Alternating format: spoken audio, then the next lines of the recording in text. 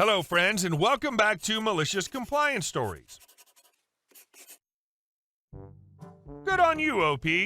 I bet that event resulted in a re-education session for the desk clerks, though. Running out of gas that way is a really good way to do serious damage to the fuel injection system. But before we begin, best way to support our channel is to leave comments, like, and subscribe with the turned-on bell so you don't miss the new video every single day. Here we go. Return the car empty? Done. Talking to my grandmother earlier today reminded me of this story from a number of years ago. I live in Sydney and used to fly up to the Gold Coast 3 or 4 times a year to check on my grandmother. The whole family was in Sydney, so someone would usually pop up once each month to help her out. Anyway, I'd always rent a car from Hertz when I arrived. At the time, they offered a prepaid fuel option where you would pay an amount and not need to refuel before return. It was usually less than you would pay at the local service station, so I usually took this option. As I picked up the keys to this shiny new manual Toyota Corolla, the woman said to me, "So you have the prepaid fuel, just bring it back empty." After a few days of relaxing by the beach, I ran a few errands for my grandmother in the morning before my 1500 flight when the fuel light comes on and the words of Hertz staff ring in my ear, "Bring it back empty." Not wanting to push it, I pulled into 7-Eleven and put in 2 liters and went on my way. The light didn't extinguish, but with the distance I needed to cover, I figured I'd be safe. About 1300, my grandmother's pushing me out the door, telling me to catch my flight, so I make the 6-kilometer trip to the airport, the whole time anxiously wondering if I'll make it with the fuel remaining. As I was coming up on the airport, I felt the engine sputter, but it was still going.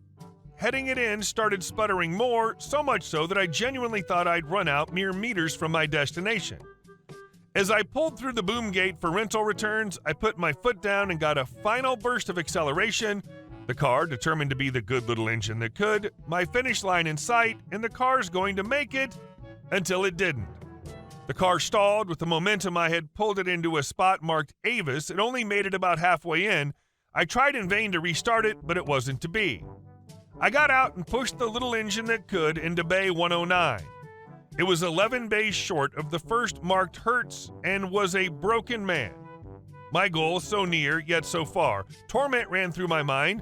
Did those 11 bays mean I was short of my goal to bring it back empty? I mean, it was in the rental car park after all, and it wasn't uncommon for people to just park in a spot and ignore who owns the spot. I walk into the terminal, carry-on roller bay in one hand, car keys in the other, and walk up to rental returns. "Can I help you?" the same young woman asks as I walk up to her returning a car, I said. She takes the paperwork and asks where I'd parked it. "Bay 109. It says Avis," I respond.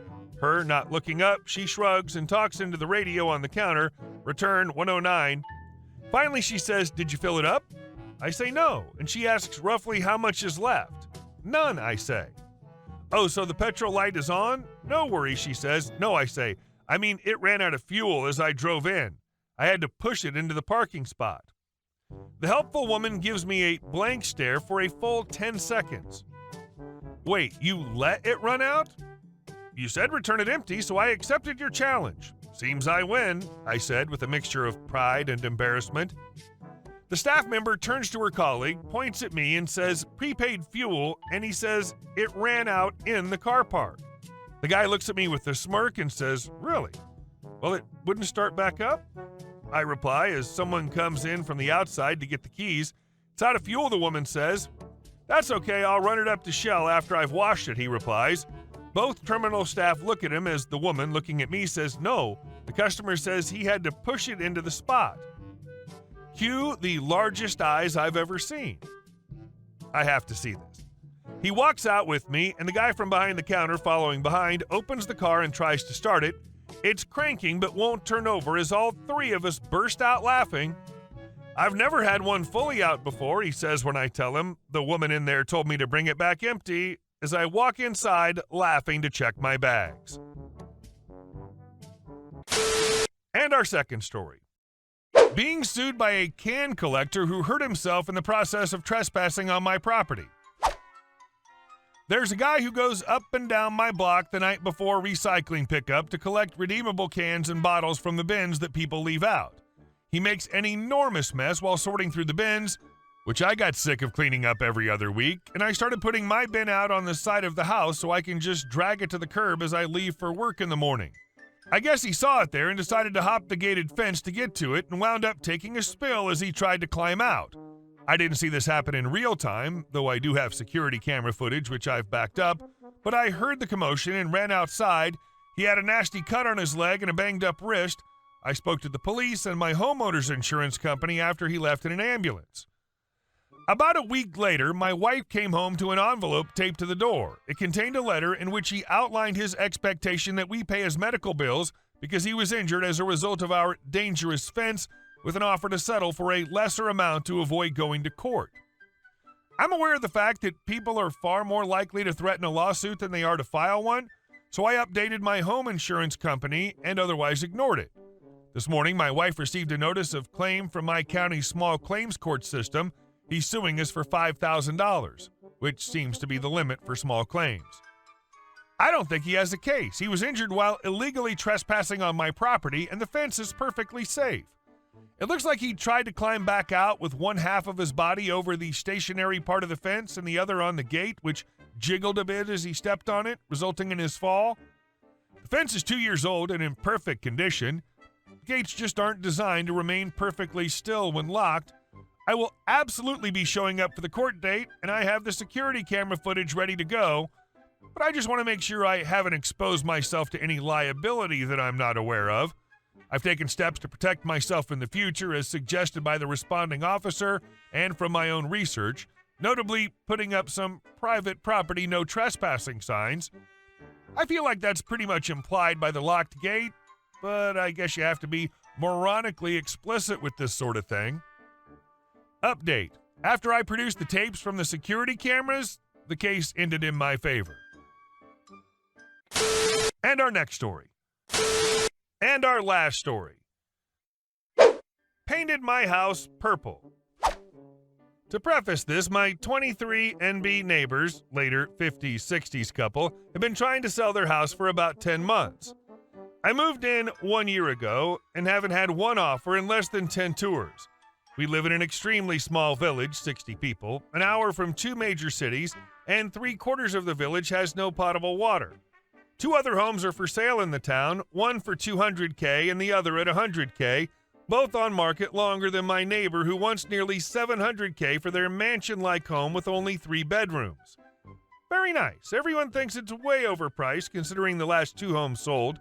Mine I bought for around $100K, and a friend who bought for under $100K were way under. To set the scene of how the house is situated, behind is a farming junkyard. Beside it's a lot filled with 50-plus rotting cars. In front's my property and a newer garage full of cars, ATVs, in states of repair. Despite this, I've been repeatedly told by either my neighbors or their friends I'm at fault for why their house won't sell. I didn't mow much last year pre-fence build, which afterward I was told they complained wasn't complimentary to admin. Most of winter, a freezer I bought got stuck in my upper driveway after I tore a muscle, and by the time I healed enough, it was too stuck, and I didn't shovel after a snowplow filled my driveways with hard snow.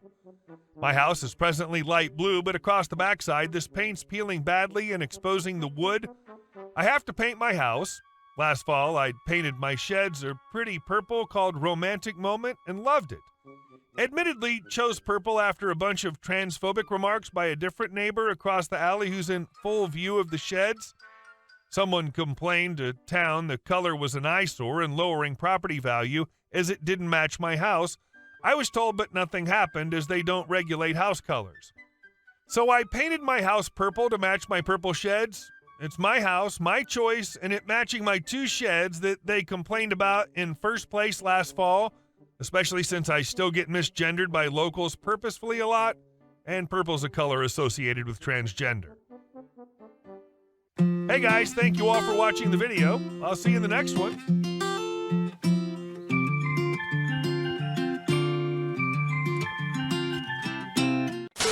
And our last story.